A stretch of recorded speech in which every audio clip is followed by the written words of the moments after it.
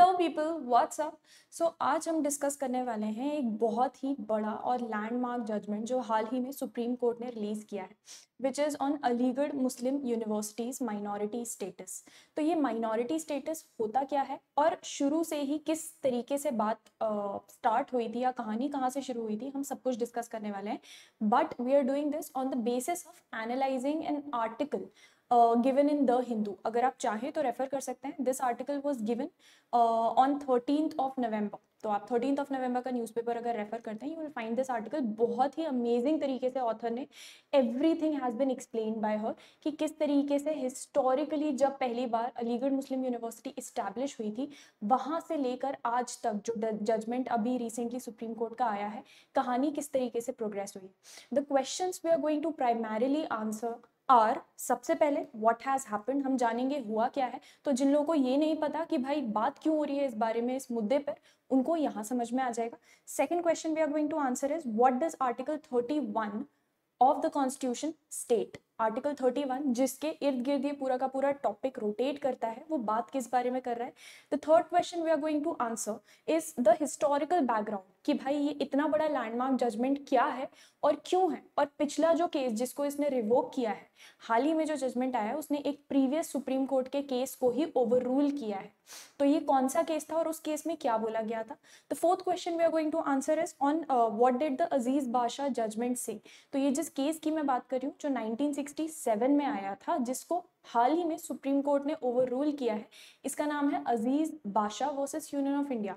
इस केस में क्या बोला गया था। And the last question we are going to understand and answer is on what grounds the 1967 judgment has been revoked या ओवररूल्ड। ठीक है, सबसे पहले starting with what has happened. हाल ही में सुप्रीम कोर्ट ने 4:3 मेजॉरिटी वर्डिक्ट दिया है, यानी कि टोटल जो बेंच थी वो 7 जज बेंच थी, of course headed by our very own, rather our very own ex chief justice of India, justice DY Chandrachud. वो इस बेंच को हेड कर रहे थे। 4:3 मेजॉरिटी से एक जजमेंट आया है, एक वर्डिक्ट आया है। ठीक है, तो 4:3 मेजॉरिटी का मतलब होता है टोटल 7 जजेस थे, 4 ने एक तरफ डिसीजन दिया, 3 ने डिसेंटिंग ओपिनियन दिया। जो मेजॉरिटी डिसीजन होता है उसी को जजमेंट के तौर पे पास किया जाता है। सो स्टार्टिंग विथ वर्डिक्ट आया था 4:3 जजमेंट से। इस जजमेंट में क्या बोला गया है, इसमें यह बोला गया है कि 1967 का जो सुप्रीम कोर्ट का जजमेंट है उसको हम ओवर रूल कर रहे हैं और हम नई बात कर रहे हैं। मतलब जो उस जजमेंट में 1967 वाले में बात हुई थी उसको हम पलट रहे हैं सर के बल, और हम उल्टी ऑपोजिट बात को अब डिक्लेयर कर रहे हैं कि this is the new verdict. अब बातें या चीज़ें इसके अकॉर्डिंग चलेगी। इस वर्डिक्ट में हुआ क्या है कि बेसिकली ऑन November 8, 1967 की जो रूलिंग थी, आई कीप हाईलाइटिंग साथ में, एंड प्लीज आप चाहें तो यहाँ रीड कर सकते हैं। If you want you can even take down the notes. ठीक है, तो November 8 को सुप्रीम कोर्ट ने जो जजमेंट दिया था उसमें अजीज Badshah versus union of India को ओवररूल किया गया था, जिसने पहले अलीगढ़ मुस्लिम यूनिवर्सिटी को माइनॉरिटी स्टेटस डिनाई किया था। वेरी इंपॉर्टेंट, जो पिछला जजमेंट था 1967 का, उन्होंने अलीगढ़ मुस्लिम यूनिवर्सिटी के माइनॉरिटी स्टेटस को डिनाई किया था, मतलब मना किया था। उन्होंने बोला था कि हम इनको माइनॉरिटी स्टेटस अकॉर्ड नहीं करेंगे। तो सुप्रीम कोर्ट ने ऑपोजिट दिया है अभी वर्डिक्ट बेसिकली। तो सुप्रीम कोर्ट ने बोला है कि अलीगढ़ मुस्लिम यूनिवर्सिटी माइट, मतलब बेसिकली उन्होंने इसके फेवर में बात की है कि yes, minority status will be given to Aligarh Muslim University. It's the majority verdict was penned down by former Chief Justice of India, हमारे मिस्टर DY चंद्रचूड़। उनके साथ में 3 और जजेस इस मेजॉरिटी जजमेंट के फेवर में थे। उनके नाम है justice Sanjeev Khanna, justice JB Pardiwala, justice Manoj Mishra and justice Suryakant. इसके अलावा जिन्होंने डिसेंटिंग ओपिनियन दिया है उनका नाम है जस्टिस सूर्यकांत, जस्टिस दीपांकर दत्ता और जस्टिस SC शर्मा ने डिसेंटिंग ओपिनियन दिया है। DY चंद्रचूड़ के साथ बाकी जो जजेस थे उनका नाम था Sanjiv Khanna, justice Pardiwala and justice Mishra. इन चारों को मिला के मेजॉरिटी जजमेंट है। जिन्होंने डिसेंटिंग ओपिनियन मतलब इनसे अलग जाके बात की है, उनका नाम है Dipankar Datta, justice Dipankar Datta and justice SC Sharma. आपसे ये भी पूछा जा सकता है लीगल नॉलेज में, because this is extremely important. अब हम आ जाते हैं कि भाई ये जो माइनॉरिटी स्टेटस की बात हो रही है, जिसके ऊपर पूरी लड़ाई झगड़ा और बातचीत चल रही है, ये होता क्या है। तो हमारी जो कॉन्स्टिट्यूशन है कॉन्स्टिट्यूशन ऑफ इंडिया का आर्टिकल 30 पे जब आप जाते हैं और स्पेशली आर्टिकल 31 को जब आप रेफर करते हैं तो आर्टिकल 31 में बेसिकली राइट्स दी गई हैं रिलीजियस और लिंग्विस्टिक माइनॉरिटीज़ को। रिलीजियस मतलब रिलीजन के बेसिस पे जो माइनॉरिटी है, और लिंग्विस्टिक मतलब लैंग्वेज के बेसिस पे जो माइनॉरिटी कम्युनिटी है, उनको आर्टिकल 31 जो है वो ये फंडामेंटल राइट प्रोवाइड करता है कि आप अपनी मर्जी से अपना एक एजुकेशनल इंस्टीट्यूशन इस्टेब्लिश और मैनेज दोनों कर सकते हैं। तो दो चीज़ें हो गई यहाँ पे। सबसे पहले या तो आप रिलीजियस माइनॉरिटी के अंदर आते हैं या आप लिंग्विस्टिक माइनॉरिटी के अंदर आते हैं, और इन दोनों माइनॉरिटी के अंदर अगर आप आते हैं और आप चाहते हैं आप खुद का मतलब as a community, not a person, as a community if you want to establish and manage your own educational institution, तो ये फंडामेंटल राइट के तौर पे कॉन्स्टिट्यूशन ऑफ इंडिया आपको प्रोवाइड करता है। ना सिर्फ ये, आर्टिकल 32 पे जब हम जाते हैं तो इसके आगे भी सेफगार्ड्स प्रोवाइडेड है। आर्टिकल 32 ये बात करता है कि जो स्टेट है उसको इंश्योर करना है equality of treatment in granting aid, मतलब जो भी state defined under article 12 whatever is state, जब वो एजुकेशनल इंस्टीट्यूशंस को चाहे फंड्स ग्रांट कर रहे हैं या कोई भी इस तरीके का बून दे रहे हैं, तो दे हैव टू इंश्योर कि सारे के सारे एजुकेशनल इंस्टीट्यूशंस को इक्वालिटी ऑफ ट्रीटमेंट मिले इन ग्रांटिंग एड, भले ही वो माइनॉरिटी हो तब भी। और just because that educational institution is a minority educational institution, इस वजह से उनके साथ भेदभाव नहीं होना चाहिए। They also have a right to be treated equally, ठीक है, regardless of their minority status. तो ये एक आर्टिकल 30 इंपॉर्टेंट है। नेक्स्ट जो आर्टिकल है which is article 15(5) of the constitution, ये बात करता है, दो अगेन राइट्स देता है इन एजुकेशनल इंस्टीट्यूशंस को। ये बोलता है कि these minority established educational institutions they are exempt from providing reservation for scheduled caste and scheduled tribes. तो जो ऑलमोस्ट बाकी के सारे एजुकेशनल इंस्टीट्यूशंस को they have to follow this कि उनको सीट्स रिजर्व करनी होती हैं for scheduled caste and scheduled tribe, minority institutions के लिए ये कंपलसरी नहीं है। वो चाहें तो एग्जेम्प्ट भी हो सकते हैं, वो 0 सीट्स भी चाहें तो रिजर्व कर सकते हैं इनके लिए। साथ ही साथ उनको ये भी अधिकार है कि 50% अप टू 50% मतलब 50% या उससे कम सीट्स वो रिजर्व कर सकते हैं अपनी खुद की कम्युनिटी के इंस्टीट्यूशंस के लिए। तो यहाँ बात हो गई कि कॉन्स्टिट्यूशन इस बारे में माइनॉरिटी स्टेटस के बारे में क्या बात करता है। इसके बाद एक और बहुत इंपॉर्टेंट जजमेंट आया था जिसको TMA पाई फाउंडेशन का जजमेंट बोला जाता है। इसमें बोला था, सुप्रीम कोर्ट ने क्लैरिफाई किया था रादर कि जो माइनॉरिटी स्टेटस होता है ना, वो डिटरमाइन करना है on the basis of demographic composition of the concern state and not the nation. अगर किसी एक स्टेट में वो एक पर्टिकुलर रिलीजियस या लिंग्विस्टिक कम्युनिटी माइनॉरिटी के डेफिनेशन में आती है तो उसी के हिसाब से हमको उनको माइनॉरिटी बोलना है। अगर पूरे नेशन वाइड पॉपुलेशन में आप कंसिडर करें और वो माइनॉरिटी नहीं है तो आप ये नहीं बोल सकते कि भाई ये माइनॉरिटी कम्युनिटी नहीं है। तो बेसिकली आप जो बाउंड्री कंसिडर करेंगे माइनॉरिटी बोलने के लिए, हो सकता है किसी एक स्टेट के अंदर वो कम्युनिटी माइनॉरिटी हो, लेकिन जब उनके पूरे इंडिया की पॉपुलेशन कंसिडर की जाए तो वो माइनॉरिटी ना कहलाए, लेकिन फिर भी they will be considered minority, they will be given minority status for these purposes, क्योंकि वो स्टेट की बाउंड्रीज के अंदर दे आर माइनॉरिटी, ठीक है। अच्छा, coming on to the next one, हम बात करते हैं what is the historical background of the case. Basically AMU जो इस्टेब्लिश हुई थी वो कैसे हुई थी, जस्ट गिव मी 1 सेकेंड।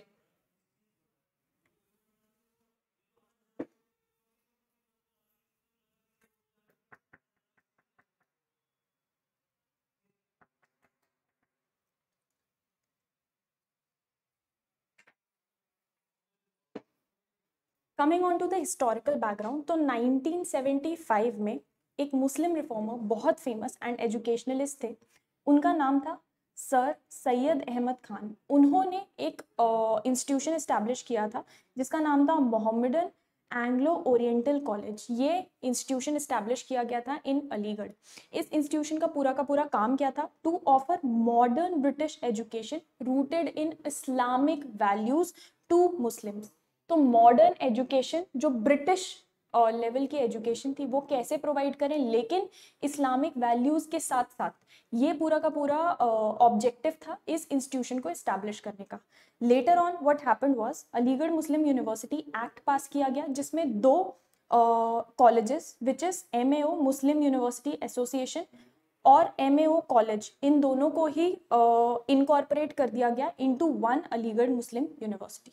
ठीक है, अच्छा, इसके एक्ट के अंडर कुछ सेक्शंस इंपॉर्टेंट थे जिनमें से एक सेक्शन 23 बहुत ज़्यादा इंपॉर्टेंट था। जो सेक्शन 23 ये बोलता था, एक्ट की बात कर रही हूँ मैं, अलीगढ़ मुस्लिम यूनिवर्सिटी एक्ट। ठीक है, तो बेसिकली ये एक स्टैट्यूट के अंडर एस्टैब्लिश्ड यूनिवर्सिटी है या इंस्टीट्यूशन है। सेक्शन 23 ये बात करता था कि सिर्फ और सिर्फ जो मुस्लिम्स हैं उन्हीं को परमिशन होगी to be members of the university's governing body. जो यूनिवर्सिटी की गवर्निंग बॉडी है जो सारे डिसीजंस लेगी, उसका मेंबर्स बनने का राइट सिर्फ और सिर्फ मुस्लिम्स को था और इस गवर्निंग बॉडी को कोर्ट के नाम से बोला जाता था। तो प्राइमरीली जो इस्टेब्लिश हुआ था उसका ऑब्जेक्टिव हमको यहाँ तक क्या समझ में आता है, वो बनाया गया था to cater to Muslim students, और उसकी गवर्निंग बॉडी में भी जो डिसीजन मेकर्स थे वो मोस्टली क्या रादर यहाँ पे तो लॉ कहता है कि सारे के सारे सिर्फ मुस्लिम्स को ही अलाउड था उसकी गवर्निंग बॉडी या कि कोर्ट में बैठने का। अच्छा, इसके बाद the institution primarily cater to Muslims, तो मेजॉरिटी जो पॉपुलेशन वहाँ पे थी वो मुस्लिम स्टूडेंट्स की थी, ऑल्दो दूसरी कम्युनिटी के स्टूडेंट्स भी पढ़ते थे लेकिन मेजॉरिटी कम्युनिटी वहाँ पे मुस्लिम स्टूडेंट्स की ही थी। 1951 में एक मैंडेट आया जिसमें, अभी ये 1857 से जब इस्टेब्लिश हुआ था उसके बाद हम 1920 पे आए जिसमें AMU एक्ट आया, उसके अंदर बाकायदा इसको इनकॉर्पोरेट किया गया। 1920 से अब हम आ रहे हैं 1951 में। 1951 में एक मैंडेट जारी किया गया जिसमें ये बोला गया कि जो हमने कोर्ट की बात की थी या गवर्निंग बॉडी की बात की थी उसमें अब सिर्फ और सिर्फ मुस्लिम्स नहीं बाकी कम्युनिटी के मेंबर्स भी एज मेंबर्स दाखिल हो सकते हैं या उसमें शामिल हो सकते हैं। बेसिकली यूनिवर्सिटी का जो डिसीजन मेकिंग होगा वो अब सिर्फ मुस्लिम कम्युनिटी के हाथ में नहीं रह गया, बाकी कम्युनिटी के मेंबर्स भी गवर्निंग बॉडी में एज मेंबर्स दाखिल हो सकते हैं। तो ये 1951 का मैंडेट था जिससे मुस्लिम ओनली रिप्रेजेंटेशन को अबॉलिश कर दिया गया। ठीक है, इसके बाद एक और अमेंडमेंट आया था 1965 में, 14 साल के बाद, जिसमें कोर्ट के power, court again not the judiciary वाला court, governing body of Aligarh Muslim university, court के पावर को रीडिस्ट्रीब्यूट कर दिया गया, तोड़ तोड़ के डिस्ट्रीब्यूट कर दिया गया बहुत सारी अलग अलग एडमिनिस्ट्रेटिव बॉडीज के अंदर, और ये बोला गया कि जो प्रेसिडेंट ऑफ इंडिया है वो यहाँ पर मेंबर्स को नॉमिनेट कर सकते हैं। ठीक है, तो किस तरीके से आए हम, सबसे पहले जो 1957 में बना था, उसके बाद 1920 में इनकॉर्पोरेट हुआ अंदर AMU के एक्ट, उसके बाद 1951 में एक मैंडेट आया जिसमें ओनली मुस्लिम मेंबर्स को हटाकर basically open to all communities members कर दिया था कि बाकी कम्युनिटी के लोग भी मेंबर बन सकते हैं इन द गवर्निंग बॉडी या रादर कोर्ट।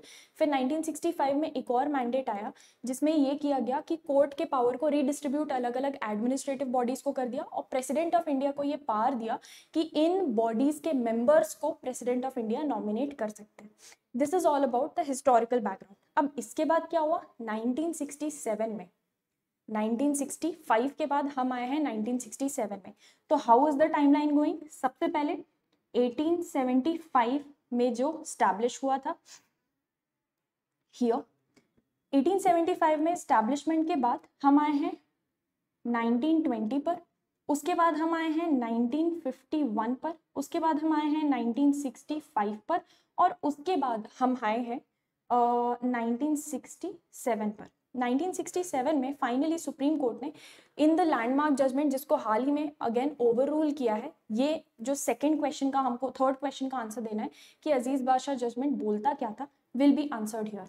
तो सुप्रीम कोर्ट ने 1967 में अजीज बादशाह जजमेंट देते हुए ये बोला कि ये जो सारे अमेंडमेंट्स किए गए हैं ना, एक तो गवर्निंग बॉडी में मुस्लिम्स, ओनली मुस्लिम्स ना रहकर बाकी लोग भी, और दूसरा प्रेसिडेंट जो नॉमिनेट कर सकते हैं, ये सारे अमेंडमेंट्स को अपहोल्ड किया था कि ये बरकरार रहेंगे, इनके अकॉर्डिंग ही काम चलेगा टू द एक्ट रीजनिंग। और उन्हें रीजनिंग क्या दी थी कि अलीगढ़ मुस्लिम यूनिवर्सिटी ना तो इस्टेब्लिश की गई है और ना ही उसको एडमिनिस्टर करते हैं मुस्लिम माइनॉरिटी। ठीक है, तो जो माइनॉरिटी कम्युनिटी है ना तो उन्होंने इस्टेब्लिश किया ना ही वो एडमिनिस्टर करते हैं, तो कहाँ से माइनॉरिटी स्टेटस हो गया। तो ये बोलते हुए they had upheld the amendments done to the act. ठीक है, अब 2005 में क्या हुआ, जो यूनिवर्सिटी थी अलीगढ़ मुस्लिम यूनिवर्सिटी, वो एक नई पॉलिसी लेकर आए जिसमें 50% सीट्स उन्होंने रिजर्व कर दी पोस्ट ग्रेजुएट मेडिकल स्कूल में ओनली फॉर मुस्लिम स्टूडेंट्स। ठीक है, 50% सीट्स रिजर्व कर दी for only Muslim students in post graduate medical courses. ठीक है, ये चैलेंज किया गया इलाहाबाद हाई कोर्ट के सामने, जिन्होंने इस 50% रिजर्वेशन को दे स्ट्रक इट डाउन, उन्होंने हटा दिया। और ग्राउंड क्या दिया या रीजनिंग क्या दी उन्होंने ये रीजनिंग दी कि university did not qualify as a minority institution. और उन्होंने इस चीज का, इस रीजनिंग का बेसिस 1967 वाला अजीज बादशाह वाला जजमेंट को बनाया। ठीक है, तो यहाँ तक पूरी बात चल रही है अभी तक। अब शुरू होता है जो हाल ही में जजमेंट आया है उसकी कहानी। 2006 में एक 2 जज बेंच सुप्रीम कोर्ट की जो थी, उन्होंने इस पूरे के पूरे केस को रेफर किया। उन्होंने पहले तो स्टे लगा दिया इस रिजर्वेशन पॉलिसी पे, और एक लार्जर बेंच को रेफर किया इस केस को, एक बड़ी बेंच को। ठीक है, लार्जर बेंच को रेफर करते हुए 2006 से लेके 2019 तक ये केस स्टैग्नेंट रहा। कोई इसके ऊपर मेजर कार्रवाई नहीं हुई, कोई प्रोसेस स्टार्ट नहीं हुई, कुछ भी नहीं हुआ। फाइनली 2019 में एक 3 जज bench headed by former chief justice of India, जो पहले हमारे रह चुके हैं, रंजन गोगोई, उन्होंने अजीज बादशाह डिसीजन को रेफर किया फाइनली एक 7 जज बेंच को। और 2023 में जाकर जब फाइनली हमारे chief justice of India, which is former chief justice of India justice DY Chandrachud, उन्होंने इस केस को की सुनवाई स्टार्ट की और एक 7 जज बेंच इस्टेब्लिश की कि फाइनली इस केस पे डिसीजन दिया जाए। तो 2006 के बाद 2023 तक कोई मेजर स्टेप इस केस पे नहीं लिया गया। अभी जो हम जजमेंट देख रहे हैं ये 2023 की कॉन्स्टिट्यूटेड बेंच का नतीजा है, बेंच विच वाज अ 7 जज बेंच। अब फटाफट से जान लेते हैं कि 7 जज बेंच में बोला क्या गया था या मेजॉरिटी रूल क्या था। मेजॉरिटी रूल में जो कि 4 जजेस ने दिया है, उन्होंने आर्टिकल 30 को एक बहुत ही एक्सपेंसिव रीडिंग दी है। एक्सपेंसिव मतलब एक्सपैंड करते हुए, उसको नैरो रीडिंग ना देके एक्सपेंसिव रीडिंग दी है। और ये बोला है कि जो भी एजुकेशनल इंस्टीट्यूशन आज़ादी के पहले या कॉन्स्टिट्यूशन के आने के पहले भी इस्टेब्लिश किए गए हैं, वो भी आर्टिकल 31 के अंडर प्रोटेक्टेड रहेंगे।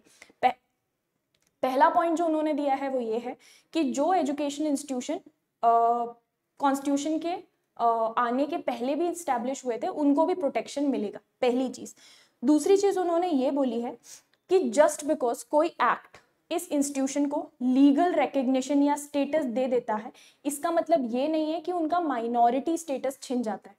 तो अगर कोई इंस्टीट्यूशन उसको लीगल स्टेटस दे दिया जाता है, लीगल रिकग्निशन दे दिया जाता है एज एन इंस्टीट्यूशन, तो ये दोनों ऑपोजिट डायरेक्शन में बात नहीं कर रहे हैं कि अगर आप लीगली रिकग्नाइज्ड इंस्टीट्यूशन हो तो आप अब माइनॉरिटी नहीं हो सकते। सुप्रीम कोर्ट ने बोला बोथ कैन को एग्जिस्ट। सबसे बड़ा जो मुद्दा था वो यही था। ठीक है, मेजॉरिटी वर्डिक्ट ने आगे क्या बोला कि that an institution does not forfeit मतलब छोड़ना its minority character simply because उसका administration is no longer vested with the community. जो मेजर अजीज बादशाह का पूरा जजमेंट जिस रीजनिंग पे बेस्ड था, उस रीजनिंग को ही खारिज कर दिया सुप्रीम कोर्ट ने। और सुप्रीम कोर्ट ने ये बोला कि जस्ट बिकॉज एडमिनिस्ट्रेशन उस यूनिवर्सिटी का एक पर्टिकुलर कम्युनिटी या माइनॉरिटी कम्युनिटी नहीं संभाल रही है या उनके पास वेस्टेड नहीं है, डज नॉट मीन कि उस इंस्टीट्यूशन का माइनॉरिटी स्टेटस अब छिन जाएगा। तो यहाँ पे रीजनिंग या जो ग्राउंड था अजीज बादशाह का, वही ब्रेक डाउन कर दिया है सुप्रीम कोर्ट ने। ठीक है, तो these two were the most important and main points. अच्छा, अगर हम डिसेंटिंग ओपिनियन की बात करें तो जस्टिस दत्ता और जस्टिस शर्मा ने जो डिसेंटिंग ओपिनियन दिया था, उन्होंने मोस्टली ये डिसेंटिंग ओपिनियन दिया था on the basis of procedural requirements. उनका ये कहना था कि भाई एक तो ये 2 जज बेंच रेफर कैसे कर रही है, या justice Kant, justice Datta and justice Sharma, उन्होंने प्राइमरीली जो डिसेंट किया है उन्होंने प्रोसीजरल ग्राउंड्स पे किया है कि 2 जज बेंच जो अंजुमन ए Rahmania versus district of inspector of schools case में which had initially question the precedent by setting up a 5 जज बेंच इन अजीज बादशाह, इन्होंने अपने ज्यूरिसडिक्शन को ओवरस्टेप किया है by referring the case to a 7 जज बेंच, डायरेक्टली टू अ 7 जज बेंच। तो सबसे पहला तो उन्हें प्रोसीजर के ऊपर कि भाई उनका ज्यूरिसडिक्शन ही नहीं था, उन्हें ये कर कैसे दिया, पहला डिसेंटिंग उन्होंने किया है। दूसरी चीज, जस्टिस कांत उनसे अग्री करते थे कि यस प्रोसीजरल इम्प्रॉपरिटी तो थी ही। जस्टिस दत्ता, तो बेसिकली दो जस्टिसेस ने प्रोसीजर के ऊपर क्वेश्चन उठाया, बट जस्टिस दत्ता ने इसके अलावा एएमयू की जो माइनॉरिटी स्टेटस है उसके ऊपर भी सवाल उठाते हुए डिसेंटिंग ओपिनियन दिया था। उनका ये कहना था कि such recognition after nearly a century, मतलब ऑलमोस्ट 100 सालों के बाद, अभी 2024 चल रहा है, 2067 का जजमेंट हम बात कर रहे हैं, तो ऑलमोस्ट अ सेंचुरी या 100 सालों के बाद इस तरीके का रिकग्निशन देना, this would be historical revisionism. तो उनका ये कहना है कि जस्ट बिकॉज जुडिशियल एक्टिविज्म को यूज करके हम हिस्ट्री को रीराइट नहीं कर सकते या हिस्ट्री को चेंज नहीं कर सकते। This was majorly his reason why AMU should not be given minority status. But ultimately यहाँ पर हुआ क्या है, एक regular bench assigned by CJI Sanjiv Khanna, वो अब री इवेल्युएट करेगी एएमयू की माइनॉरिटी कैरेक्टर बेस्ड ऑन जो क्राइटेरिया सेट किया गया है by the majority without being constrained by Aziz Basha. ठीक है, तो अभी भी फर्दर कार्यवाही इस पे होने वाली है, फर्दर हमको न्यूज भी आएगी and I will definitely come up with an update. But फिलहाल के लिए I hope the judgment and what all happened historically as well is clear to you. For more such videos you can go to our YouTube channel which is Yes Academy for law. इसी तरीके के updates जो regular होते रहते हैं उनके explanation और analysis के साथ हम आते रहेंगे। Thank you all for joining me in today's session. This is विशिष्टा साइनिंग ऑफ।